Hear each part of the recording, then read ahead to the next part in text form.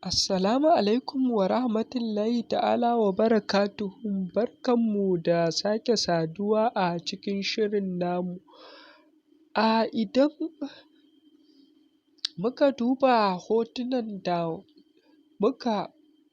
muke gani, za mu ga yadda ‘ya'yan tsohon shugaban ƙasa Buhari suka halarci zaman majalisar fadar shugaban ƙasa wacce Tinubu ya jagoranta domin jajanta masu bisa rasuwar mahaifinsu. Turƙa shi aiki ga mai ƙare ka.